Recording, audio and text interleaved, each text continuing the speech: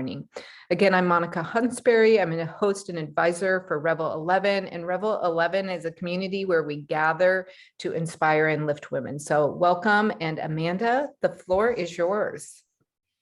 Thank you, Monica, and thank you, Hannah, from behind the scenes, and welcome everybody. It is my honor and pleasure to get to share this morning with you and share my experience with intuitive eating, and also hopefully some tips and tools to help inspire you to start a practice with intuitive eating and healing your relationship with food and body. So like Monica said, I'm sure that there are a good number of us on the call today that maybe feel like we have a complicated relationship with food and body, and maybe that has come up over the years. And so I definitely want this to be conversational. Yes, there's slides, and we will have a bit of a little activity in the middle of the presentation, but I also welcome any questions as they come up. So Monica will find a way to ping me and say, hey, so-and-so has this question. So I see this often when I teach. I see it as an opportunity for us to kind of blend presentation style and fireside chat, as you mentioned. So someone I already see in the chat here in the comments, will the slide deck be available later? Yes, it will come as one of the links in the follow-up email. So Monica and I chatted about that before we press record. So yes, you will get information from the slide deck today. So, okay, I'm going to go ahead and share my screen, and then I will do an even more in-depth introduction about myself.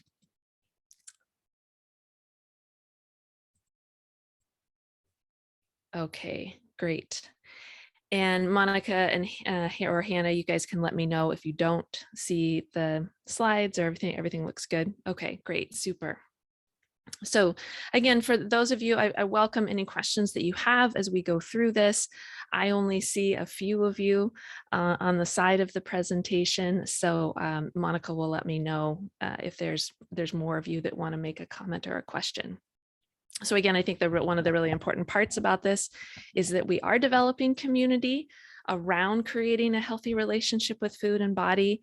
That's one of the found guiding principles, I guess you might say, of my practice and my work with women individually, is finding this common humanity in our food and body challenges. So welcome your questions and comments. Okay, so intuitive eating for mind and body. And as Monica said, I'm Amanda Bullat. And let me see here, my screen, my slides are not, oh, there we go. Okay, great. And I'm a nutrition counselor. I am a registered dietitian, nutritionist, and I'm also a certified intuitive eating counselor. And I have a passion, excuse me, a passion for helping women in midlife heal their relationship with food and their bodies by undieting their beliefs about how to feed themselves. So what does that mean? Most of my clients are anywhere from 35 to 55 on upwards towards 60 and older. So it's really that age group that seems to find their way to my practice. And we're going to do a little activity in a few minutes here about this term undieting. So many of us have received a lot of messages about food and about our body and about health over the decades that we've been alive. And so those messages get embedded in our brain and inform how we try to feed ourselves even today. So I work a lot with women on how to challenge those beliefs that are unhelpful and maybe rewrite some new stories that are more helpful and more health promoting in terms of their relationship with food and body. A little bit about me more personally, I am a mountain lover, which I think is why I'm kind of drawn to Revel 11. I know that there's a number of hikers and outdoor folks in this group, which is wonderful. And I was born and raised in the Central Oregon Cascade Mountains, right at the foothills of those. And really, like Monica said, my love of the outdoors is part of my healing story with food and body. So I was a highly competitive marathon runner, professional marathon runner. In my 20s, I ran for NCAA Division I cross country in college and undergrad.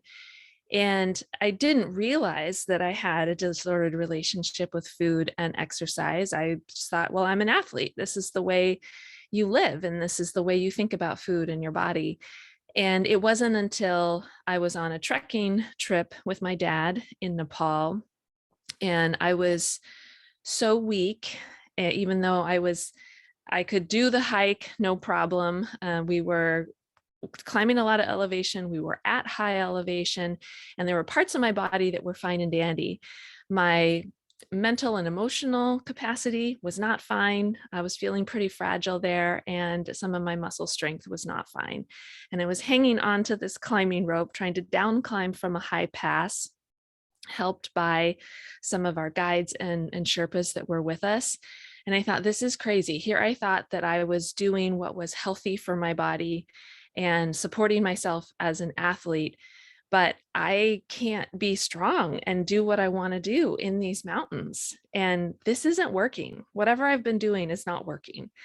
And that's when I made the commitment to start to nourish myself better, more consistently, stopped restricting food, stopped being afraid of different types of foods. At the time, it was fat. I grew up in the low fat era, and really decided to switch my mindset around how to feed myself so that I could be stronger in the mountains in doing activities that I really loved. So it took about 10 plus years for that recovery journey to happen. But that's just the quick version of that story. So I think what I see in a lot of my clients too, that as soon as you have, whether we want to call it rock bottom or a pivotal point, and you're just like, I'm just done. I'm done with following all these food rules. I'm done with following all the expectations of how I'm supposed to look, how I'm supposed to show up, whether that's, in my case, it was as an athlete, or it's just as a woman in our culture. Once someone has that kind of defining moment, they're like, okay, I'm ready to try something different. What I've been doing these last 10, 20, 30 years is not working, and I'm tired and I'm done, and I'm ready to move on with my life with more vibrancy and learn how to do that. And so that's what brings people into working with me. So today we're going to talk about how to learn how to cultivate a healthy relationship with food in your body by savoring food in your body. So savoring food and body is the tagline of my practice called Alpine Nutrition. And it's really a play on the word of savor. So most of us probably might understand the traditional definition of savor, which is to really enjoy a flavor, maybe a texture, a smell, savoring the moment. It's a nice, peaceful moment or an exciting moment with being in a fun place, whatever. We may not have had as many of those moments thanks to the pandemic, but hopefully we're going to have more of those moments. And so that's the traditional definition of savor. How that applies to food in your body, I look at it as a kind of an umbrella term to use with food in our body, because when we're in a place where we can savor food without guilt, without the shoulds, without running the tally list of how much do I need to exercise because I ate X, Y, and Z, we're able to tune in more to what is our hunger? What is our fullness? What is it about food that makes us satisfying? How do we nourish our emotions? Maybe sometimes with food, but are there other tools that we can use to nourish our emotions and support us through tough emotional experiences too? So, and that ties into savoring body. So I might not always love how my body looks 24/7 and how it shows up every day, especially as I'm in midlife.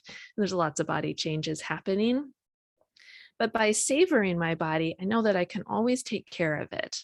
I'm always willing to take care of it, which means feeding it regularly, consistently, a variety of foods, moving it in a way that feels enjoyable rather than punishing or compensating for food that I'm eating, and giving it rest, making sure that my sleep is as best as it can be in midlife, and having rest and downtime from work and all of that. So savoring food and body is really kind of this big picture concept. And we're going to talk a little bit more about how intuitive eating fits into that and give you a little bit of a practice from more of a day-to-day perspective on how you can apply savor to food particularly.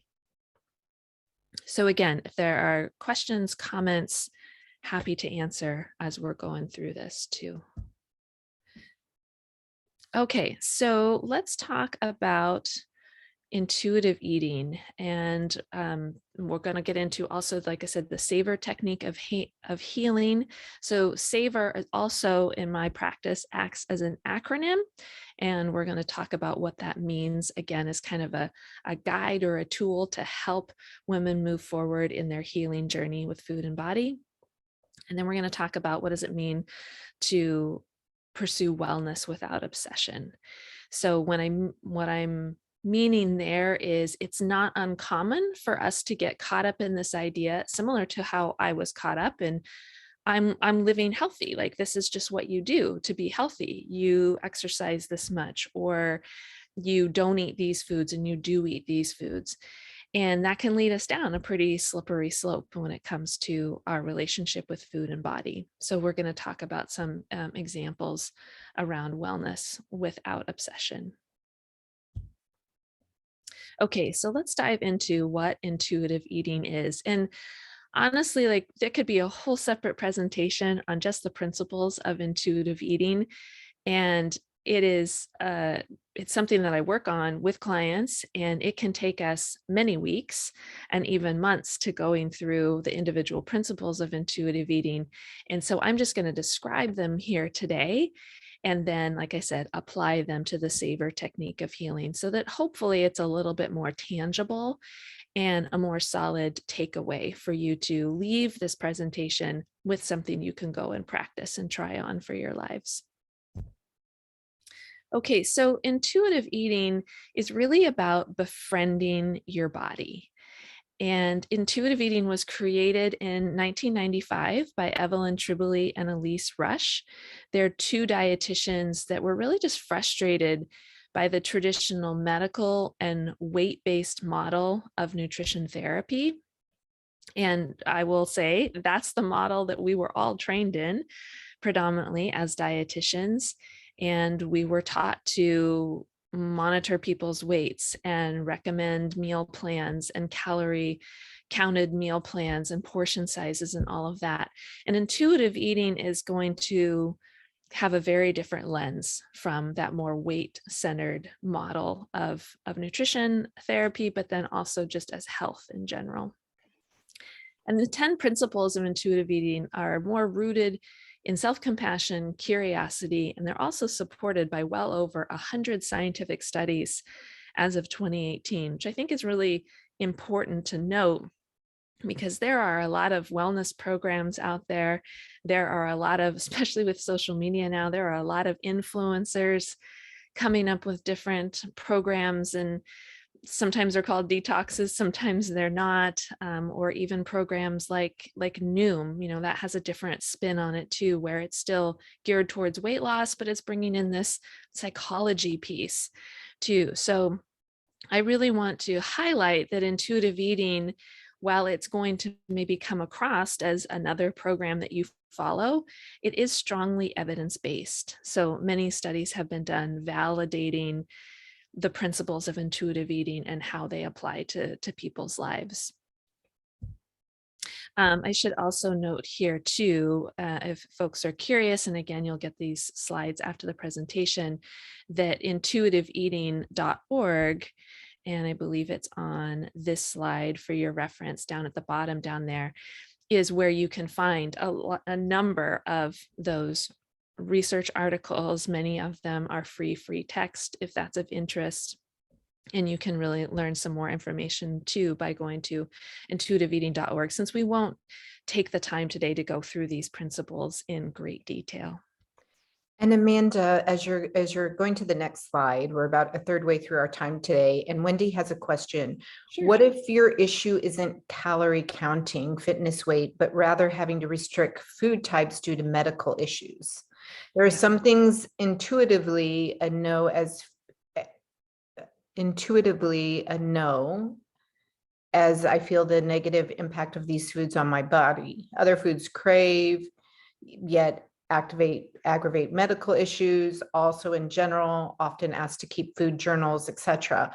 And it's hard to walk the fine line. And if that's something you're going to address in the presentation, we can just note that as well. I'll leave that up to you. Yeah, that was from Wendy, did you say? Yeah, Wendy, I think that's a really great question, and we are going to talk about that in one of the principles of intuitive eating, and as we get into savor. So, great question. Hang on to that, because that is really important when we have a medical diagnosis. So these are the principles of intuitive eating, and it's important to note that these are meant to be individual practices rather than steps that you follow. So even if you picked up a book, the Intuitive Eating book by Evelyn Tribole and Elise Resch, I recommend the 4th edition if you choose to do that, or even their workbook, you will see that these principles are kind of laid out in a sequential order. However, they're not necessarily meant to be done in that sequential order. How I will work with people, and I've done supervision with Evelyn Tribole, and she does the same, is that we'll do an assessment with folks and kind of see where they're landing, like what is coming up for them and which one of these areas is most important first and foremost. So oftentimes when it's a book, editors are looking for things to be in a sequential order. But again, this is a practice. And so to kind of keep it out of that space from here's the rules that you follow, like another diet program might be, it's important to note that you can have more freedom to how you explore these principles. The one caveat to that is that reject the diet mentality is helpful for that to always be first. And we're going to talk about that in a second. And then honoring your health with gentle nutrition. And Wendy, this is where your question falls in. It's important for that to be last, because we can't authentically work on gentle nutrition without kind of doing this stuff in the middle. So that's really the only recommended guidelines with this, kind of keeping number one, and number 10. But how the principles flow together in the middle can be very individualized. Okay, so I want to invite you, those of you that aren't enjoying breakfast, if you're here in the US in the Pacific Northwest, we're going to do a little bit of an activity here and just take a few minutes to do this. Make sure that I have a timer in front of me. So what I want to invite you to do, if it feels comfortable to do so, is grab a piece of paper. It can just be a scratch piece of paper, a pen, different colored pens and pencils if you have them close by. And we're going to draw a tree.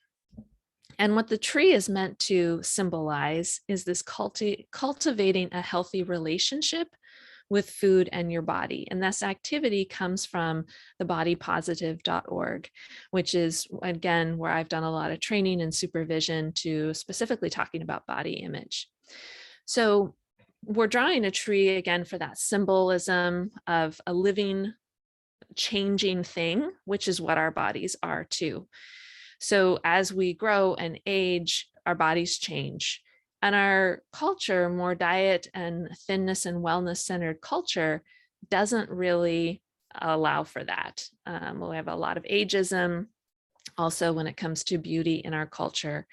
And so this is meant to kind of challenge that paradigm a little bit.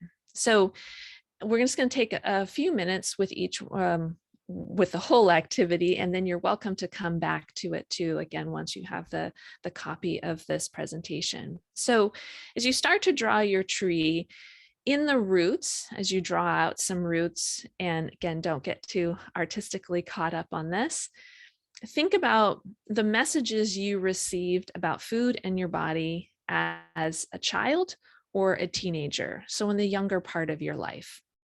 And you might jot down a few of those messages that you received about food in your body during that time.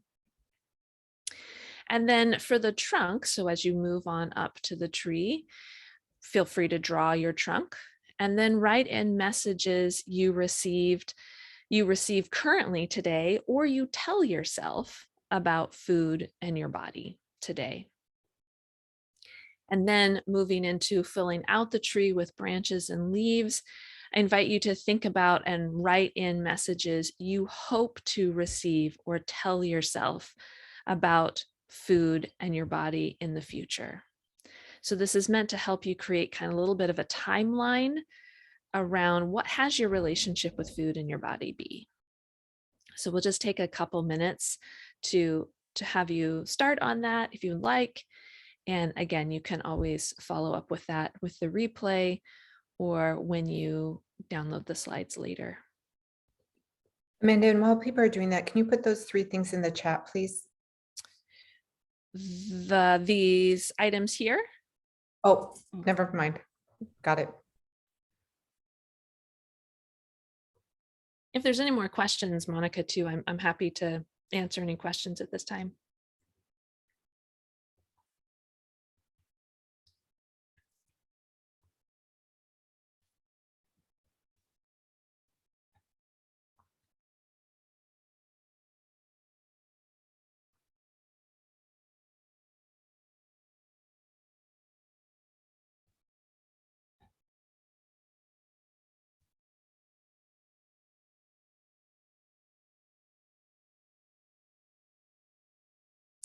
I just noticed that Yarrow made a comment about what about addressing internalized fat phobia. Yarrow, thank you so much for bringing that up. Yes, I do that every single day with people. And if you're doing this activity right now, one of the reasons for doing this activity is so that folks can kind of see where maybe some of that internalized fat phobia has come from, because it's something that is learned. We don't come out into the world having fat phobia. So thank you for bringing that up for people to bring to their awareness.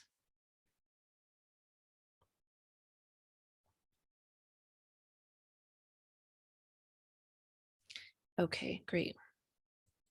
Okay, so in the essence of our time, I'm going to move us on. But again, I want to invite you to come back to this activity, particularly if you're watching the recording or you get the links to the slides later. It's can be a really grounding reflection activity to do. And one important caveat with it, don't judge yourself based on the messages that you've received or you hear or you tell yourself, or where you might be in trying to have a positive messages about food and your body. And maybe you're not there yet, and that's okay. So again, this work is all rooted in self-compassion and curiosity, which is why this activity is particularly helpful for you to get curious around, how did you learn to have the relationship with food and body that you have today?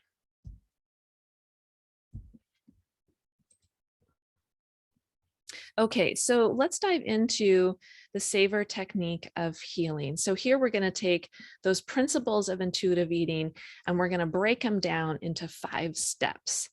And oftentimes I think it's easier to just think about 5 things than to think about 10 things when you're looking at practicing a different relationship with food in your body. So as I mentioned, savor, we're both looking at the traditional definition of savor, but now we're going to apply it in a little bit deeper way. So the overview of savor, and I should mention that this is an acronym that I came up with after spending years of one-on-one sessions and group work and retreats with women in midlife. And also it's informed through a lot of the training that I have in trauma. I would say I'm a trauma-informed dietitian. I may not be working on healing trauma, particularly with clients. That's the role of a therapist, but I work very closely with the therapist so that we can see where trauma might be bleeding into someone's relationship with food in their body. So SAVOR stands for stop, awareness, validate, options, reflect, and release. So this can be used as a big picture perspective, which is how we're going to kind of look at it today. But then it can also be used as an in the moment tool. And I'll get into that towards the end. Okay, so the step one is stop. So this is where the principles of intuitive eating, the reject the diet mentality and challenge the food police land. So the things that we're going to stop doing as we're on this healing journey is stop buying into all of the diet culture's version of what is health, what is beauty, what size should my body be. To the point earlier, this is where you're going to become more aware of what is internalized fat phobia. And just in a nutshell, that is your own internal wisdom telling you like, oh, I should be afraid of getting fat. If I get fat, I get diabetes. If I get fat, I have heart disease. If I get fat, nobody will love me. If I get fat, my partner will divorce me. I won't be attractive anymore. All of that is versions of internalized fat phobia. And that comes from diet culture and our cultural messages around dieting, what's an appropriate weight, and this weight stigma. And so that all falls under rejecting the diet mentality. And challenging the food police is close on its heels because the diet mentality is what sets up those thoughts in your head around don't eat this, only eat this. In today's world, it's don't eat the carbs, test your ketones, follow the keto diet, or this is the healthy way to eat, or focus on Whole30 or anti-inflammatory. The food police are those thoughts in your heads that are telling you what you should be eating and what you shouldn't be eating. And I love this picture down here on the right. One, I think it's beautifully done, and it's a little piece of artwork that came out of one of the retreats that I hosted prior to the pandemic happening. And one of the participants wrote out this beautiful graphic. And I love how she said, I can eat whatever I want. And that was her realization after some of the training that we did during the retreat. And it's true. We can eat whatever we want. We can eat whatever we want as we're responding to what is our body's need for food, satisfaction, pleasure, hunger, fullness. And Wendy, this does tie in a bit to your question too. So again, I'm getting to that, I promise. Step 2 in savor is awareness. So this is where we're going to talk about honoring your hunger. What does it mean to feel gentle hunger versus ravenously hungry? I think most of us know what ravenously hungry feels like. You're ready to empty the pantry or the fridge straight into your mouth because you're so hungry because you maybe haven't eaten lunch because you had to work through lunch, or you've been on a long plane ride somewhere. It can happen for a variety of reasons. Feeling your fullness, I think most of us understand what it feels like to be super full. We might say, Thanksgiving, post Thanksgiving full, but it's harder to hear what is our subtle hunger, what is our subtle fullness. And a lot of times that comes from because we've spent years following food rules and food plans that have asked us to ignore the hunger and punished us for thinking that we got too full. So I spend a lot of time with clients trying to unpack this hunger, fullness, and try to get back into their bodies and feel those subtle cues. And discover satisfaction is important here too, because when you've been following someone else's agenda on how to eat for so many years, you have no idea what do you actually like about food. You might think like, okay, this is really tasty, and oh, I want more of that, especially when I'm feeling like an emotional wreck. And we can get that pleasure on our tongue from those certain foods. But when I ask clients, okay, well, what is it about that food though? Can you tell me more about the taste? Can you tell me more about the texture? Does it evoke a memory? If you had full permission to eat that food all the time, would you eat it 24/7? The answer is always no. But oftentimes we feel like, oh my gosh, yes, I would eat this nonstop, especially if it's a food that maybe is really satisfying to us. But again, those food policing thoughts have told us we shouldn't be eating it regularly. So discovering your satisfaction factor is how intuitive eating calls it. is also a really important part of bringing awareness back into your body. Step 3 is to validate. So you're validating yourself here. You're validating your need for food. You're validating your need for enjoyment with food. You're validating your need that you are an emotional human being that has ups and downs throughout your life as life changes. And particularly for women in midlife, we have a lot of emotional roller coaster stuff going on, thanks to the hormonal soup that we swim in. So validating in savor and the savor technique is making sure that we're working towards making peace with food. And this is all foods, again, caveat to the medical necessity to eliminating certain foods. But making peace with, here often is the sugar, the snack foods, the carbohydrates, as someone has been following keto for a number of years. So learning to make peace with foods allows us to have full permission with that foods, and we're also less likely to binge on them or eat them on autopilot when we're in an emotional stressed state. And here's where our coping with emotions with kindness and compassion. So emotions, as one of my therapist colleagues said, emotions and feelings last about 90 seconds. Like that's what the neuroscience has shown us. However, if there's a story behind those emotions or those feelings, it's going to last a way longer time. And there can be some ruminating and grappling in the shoulds and the shouldn'ts and the self-judging. So knowing that that happens, noting when that comes up in your body, and learning how to cope with those emotions with a variety of tools. Food can be one of them, because again, we're making peace with food, but can we have some other tools in our toolbox as well to cope with our emotions, and validating that it's okay to have those emotions. It's okay for them to be hard, and it's okay to take your time to work through them. And body respect, here again, is where that addressing the internalized fat phobia, weight stigma may be, and also learning to feel for yourself your own body respect. So feeding yourself regularly, consistently, a variety of foods, getting movement, getting rest, working on behaviors that can help you be more stress resilient, wearing clothes that fit your here and now body, not stuff that you're trying to fit into and or hanging on to in your closet as aspiring to get back into. Wearing clothes that feel comfortable for your here and now body helps you to have more body respect and body confidence. And step 4 is options.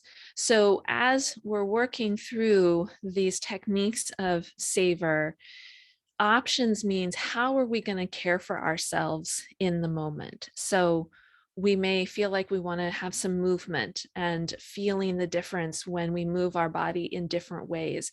What does it feel like to have movement from a place of self-care versus self-control over our body? And here is where the principle of honor your health with gentle nutrition comes in too, which again is kind of one of the last things that we work on in this healing journey with food. So to Wendy's point, so gentle nutrition means someone has now done all of the work to understand what are food rules, what are diet culture's influence, weight stigma's influence on their food and body, their relationship with food and body. And maybe they do have a medical diagnosis that says certain foods are not healthy for them. A good example of this is celiac disease. So someone who has been diagnosed with celiac disease can't eat gluten in any shape or form. And they're never going to be able to eat gluten in any shape or form. It's an autoimmune disease, and the body is no longer going to be able to digest the gluten. And in fact, in trying to do so, it can be harmful to their body. So from a gentle nutrition perspective, and also a body respecting perspective, that person is not going to eat gluten. Yes, we're avoiding a food, but we can still be making peace with carbohydrates. So here's what I mean about that. Oftentimes people will get a medical diagnosis, like, again, we'll use celiac disease, and they'll go, okay, great. Well, then carbs are bad for me. I don't need carbs.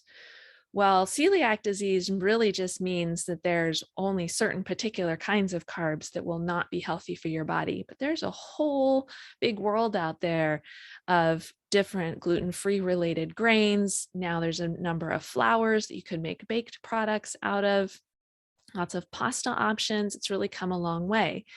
So with gentle nutrition and body respect together, we can honor someone's medical diagnosis around needing to refrain from certain foods, but we can also do it in a way that diet culture doesn't hijack us into believing that all foods related to that category of food that you need to refrain from are bad. So again, taking the gluten idea and turning that into, oh, well, there's a reason for me to avoid carbs. Diabetes is a little bit similar as well. And that could be a whole nother conversation. So if anyone is feeling like they're feeling some pressure about their blood sugar control, blood sugar management, and where they are in their health journey, I'm happy to answer questions about that individually offline. And you'll know where to find me at the end of the presentation. So Wendy, let me know if that makes sense to you and answers your question, and Monica can monitor that and let me know if you need more clarification on that. And step 5 in savor is reflect and release. So this is where you will take all those other 4 steps and you do a little bit of reflection, saying, hey, how's my practice going with intuitive eating? How's my practice going with rejecting diet mentality, making peace with food, honoring my body's hunger, fullness, satisfaction cues? What more or less do you need to do to help your healthy relationship with food and body flourish? Again, thinking back to that tree that you drew and really reflecting on, okay, where do I still have some challenges? What parts of this intuitive eating practice are easy for me? What parts are, they're going to take a while? What parts maybe do I need some additional support with, whether that's from an intuitive eating trained dietitian or a therapist? I highly recommend when I start working with folks and doing this work individually, that they have either worked with a therapist in the past or that they're open to bringing a therapist on board, because there are some big emotional things that come up, and maybe even childhood traumas or present day traumas that come up in dealing with our relationship with food and body. And so there is no shame in asking for additional support. So once you reflect on where am I at in my practice and in my journey with savoring food and body, then I can release. I took stock of where I'm at. Okay, great. Now we're moving on. We're not going to dwell in, oh, here's where I am. Why am I not further along? Why is this so hard? We're not going to get stuck there. We can be there in for a moment, but then we're going to release and we're going to move forward with the idea of like, okay, these are the things that I still need to work on, and I'm going to do the best I can to resource myself to do so. So that's step 5, reflect and release. So just a couple examples here to apply the savor technique. So putting savor into practice and remembering that one of the foundations of this technique is to move away from all or nothing thinking. That's what you've been taught by following food rules, diet plans, programs all of the years, is that it's very black and white. You eat this, you don't eat this, you move your body this way, don't move your body this way, or don't not move at all. And we embrace physical and emotional discomfort with compassion and curiosity. Again, recognizing that your emotions, your feelings and experiences are all valid, and you can have a variety of tools to help you cope with those. So here's some examples that I see often with my clients and how the savor technique may be applied. So emotional coping. There is not a day that goes by that I don't see something on social media about or talk with a client about, oh, I'm such an emotional eater. I'm such a failure at being able to have a healthy relationship with food because my emotions just run the show. And I just find myself, particularly by the end of the day or the evening, reaching for the snack foods, emptying the pantry, emptying the bag of cookies as I'm watching a Netflix show or romantic comedy or whatever. And where I will bring them kind of back into their body. And again, we'll use the savor technique and say, okay, let's stop and take a reflection of what went on today. Well, we usually break it down into an individual day, an individual experience, bringing awareness to what went on during the day. Did you get to eat breakfast, eat lunch, have some snacks when you needed to? Doesn't mean that any of those need to take a bunch of time, by the way. Did you have some downtime during the day where you could just like sit and be with yourself, even 5 minutes? Did you get some time to nourish yourself during the day? Or was it go nonstop all day long to where you get to the end of the evening and you got home from work and now there's kids stuff, or there's being with your partner, being with your spouse, taking care of dinner, doing some home chores. And now it's finally 10 o'clock and you're like, oh, finally some time for me. So having awareness that, yeah, that sounds really hard. That sounds really exhausting. Validating that you have a lot going on in your life. And we've been taught as a culture that we need to hustle. We need to be going full throttle 24/7. And then options going, okay, well, how could we take care of you during the day so that you don't get to this 4 o'clock, 5 o'clock, like super hungry munchies, grabbing all the things in the pantry while you're cooking dinner, or to 10 o'clock and now we're binging on cookies and candy as we're numbing out in front of the TV. What options do we have to help you not get to the end of the day and feel so burned out and drained? That might be, just as some examples I've been working on with some clients. And again, the clients always drive what sounds feasible in their life. One woman made herself a little self-care basket and brought it to work, and it had some different teas that she really liked in it. It had some M&Ms because she really liked having the M&Ms with her tea. In the afternoon, she brought a yoga mat to her office and she pops herself on the floor for 5 minutes. That's it, 5 minutes doing knees to chest, gentle stretch, and that kind of helps her feel more grounded. So those were some options that she chose to help herself feel nourished during the day, so she didn't get to the end of the day and be crashing into, in her case, the bag of cookies and a rom-com at 10 o'clock at night and not getting to bed as early as she wanted to. So that's just one example with the emotional coping. A note on this, and this is, I purposely put pictures of food up here as it comes to emotional coping. If we don't allow food to be part of our emotional coping toolbox, then we will have a struggle with making permission with all foods. If we start demonizing food as an emotional coping tool, we'll stay in that hamster wheel of self-judgment and criticism around when we do choose to eat for emotional coping, because sometimes that's the only tool we have at the time. So we recognize that for what it is, and we need some emotional support. We turn to that and then we move on. However, it can't be the only tool in your toolbox, because just like your set of knives in your kitchen, if you use the same knife over and over and over again for all chores in the kitchen, that knife is going to get dull and not work as well. So it's important to have some of those other emotional coping tools too. Like I said, the tea, the popping yourself on the floor for a nice grounding stretch, movement, journaling, any of those things can also be really great emotional coping, working with a therapist as well. Okay, and this I kind of already covered, feeling grounded in your nervous system. So one of the greatest books that I've read recently is called Burnout by Amelia and Natalie Nagoski. They're sisters.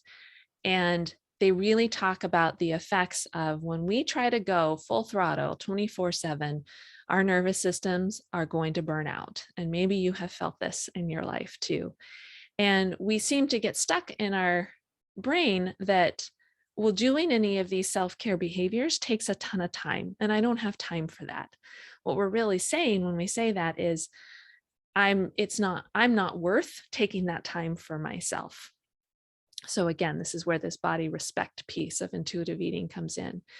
But taking time to feel grounded in your nervous system does not have to be fancy, and it does not have to take a ton of time. It can be as easy as having a favorite beverage, warm or cold, to where you're holding that cup and you're feeling that temperature difference in your hands can bring you back into your body and back into your nervous system and calm down. Stretching, moving outside, taking deep breaths, deep belly breaths in a rhythmic way is also really grounding to your nervous system. I particularly like the Calm app for short meditations and even some nice thought-provoking comments at the end usually. The daily calm is something that I try to practice most days. And being out in nature, that is something else that more and more research is showing can be really calming to our nervous systems. So again, this is like to describe what options we have to take care of ourselves in a moment. And as we do that, we're cultivating that healthy relationship with food and our bodies. And then we're reflecting and releasing again. We're choosing, what have we been practicing with intuitive eating? How has that been helping? What more do we want to do moving on? Or do we want to just kind of stay where we're at and continue practicing what's been working so far? So a gentle reminder that learning to cultivate a healthy relationship with food in your body by savoring food in your body is a practice. So I am saying that over and over and over again to clients every day. It is not a one and done. It is not a linear process, like tick all these boxes and here you arrive to a positive relationship with food and body. It is a lifelong practice because our bodies are changing for the lifelong, because culture, diet culture and wellness beauty culture is not going away anytime soon. It's over $70 billion as an industry. So continuing to learn how to be resilient against the face of the weight stigma, of the fat phobia, is a practice that we show up for ourselves every day and do. So be kind to yourself. Watch when that critical voice starts to come in and run the show. And that's something else that I do a lot of work on with clients as well. And again, today was just this little snapshot of what does it mean to savor food in your body? What does it mean to apply the principles of intuitive eating to your life? And hopefully gives you some little nuggets to further to go and explore. Like I said, I invite conversation, still questions, comments. You will see here are some links of how you can continue keeping in touch with me. And there's my email address down at the very bottom link there. So if questions, we didn't have time to answer them today, or you want to engage in a deeper conversation on any of these points, I'm happy to do so at any time. Thank you, Amanda. And again, as a reminder, you will get an email and follow up with both the recording and these links included as well. Any other last minute or follow-up questions? We probably have time to take one or two more.